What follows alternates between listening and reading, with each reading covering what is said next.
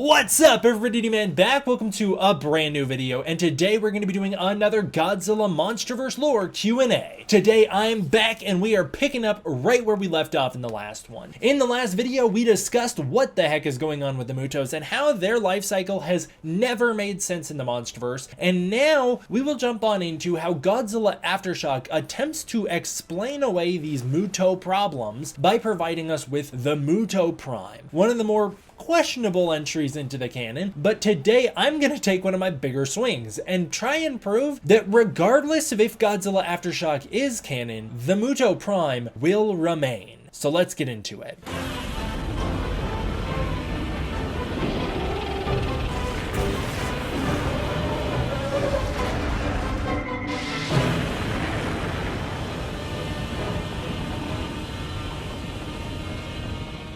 Thank you guys so much for checking out another Godzilla MonsterVerse lore Q&A. Today, like I said, we're picking up right where we left off in the last one. This question comes to us from Deucin YL8GK, who says, speaking of Dagon, if he died to the Prime, how did Adam die? I'm mainly asking because in Aftershock, Prime laid the eggs inside Dagon, but Adam also had the MUTOs inside him. Also, questions about the canonicity of MUTO Prime.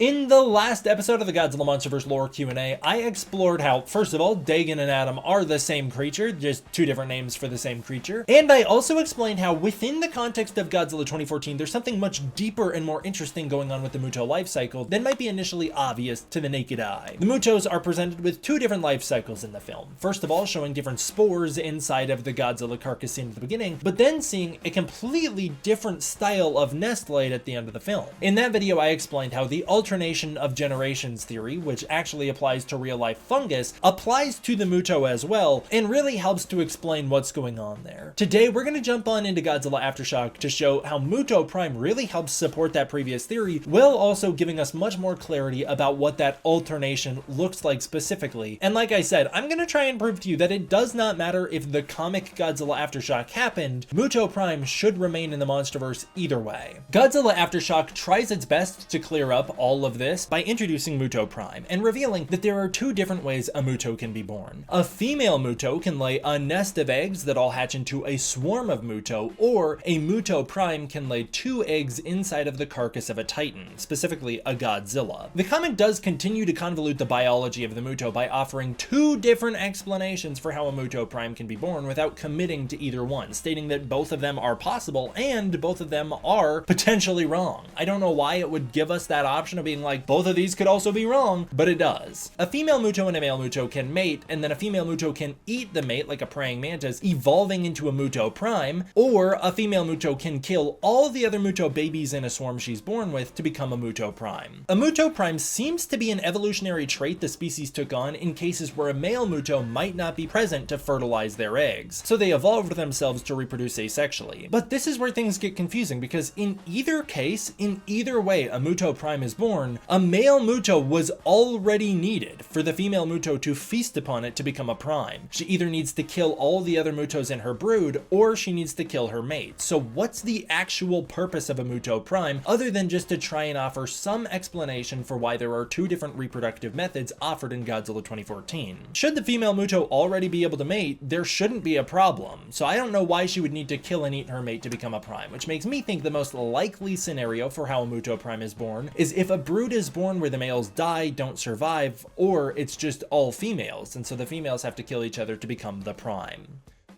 Then we also have the Queen MUTO from Godzilla King of the Monsters. She does slightly resemble the MUTO Prime, although Michael Dougherty kind of admitted that this is just a coincidence or a sign of parallel thinking, as the things on her back are actually supposed to represent crowns and status symbols as they show off her age and her experience, and this is just simply what happens when a female MUTO passes the age of maturity and winds up in Elder. Almost nothing is known about this state of MUTOs other than that the Queen MUTO in Godzilla King of the Monsters holds some sort of special status among other MUTOs, and the one in King of the Monsters is quite tame. Maybe either she's too old to be able to mate, she can't mate anymore, or it's also possible that she's tame simply because there are no other male MUTOs left, so she has nothing to gain from being aggressive. In either case, I don't think she's actually able to turn into a MUTO Prime. According to Godzilla Aftershock, the other reason that she wouldn't be a MUTO Prime is because only one Prime can exist at a time, and because the MUTO Prime existed during the events of Godzilla Aftershock, she never had a reason to turn into a Prime. Now that all the male MUTOs and we seem to think female MUTOs Mutos are also dead, she has no way to achieve a Prime status, as she can't eat the other Mutos to evolve herself.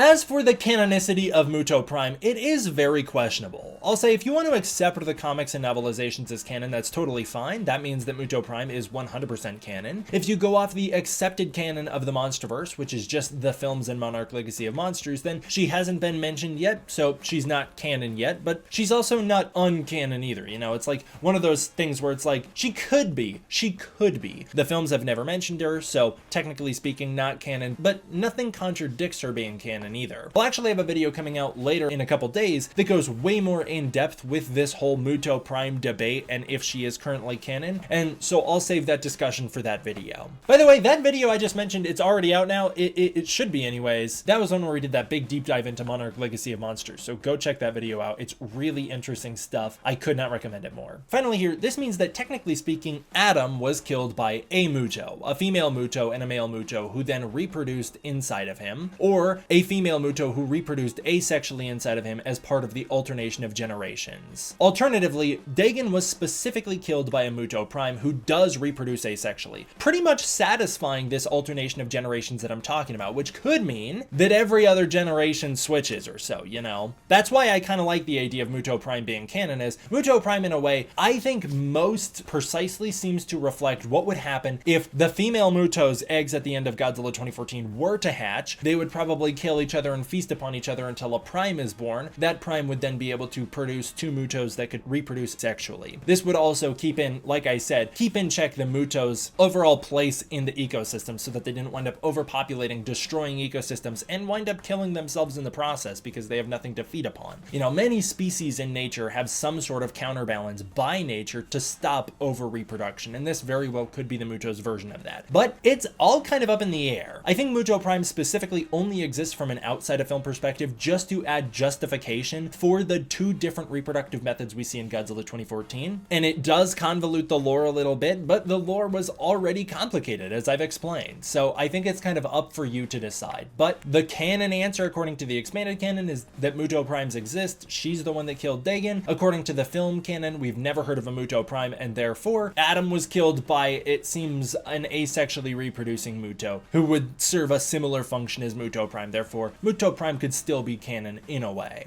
Thank you so much for the question. I really appreciated that. And thank you guys all for watching. I want to give a huge thank you to my patrons over on Patreon. It is through the support of the patrons on Patreon that I'm able to continue to make videos like this for you. If you want to support the Patreon, you can use the link in the description below where you can get early access to content, access to the Discord community, and more. If that's not your thing, please consider joining as a channel member. I'd really appreciate it. Thank you guys all for watching. I hope you enjoyed. I will see you all next time for the next one. D-Man out.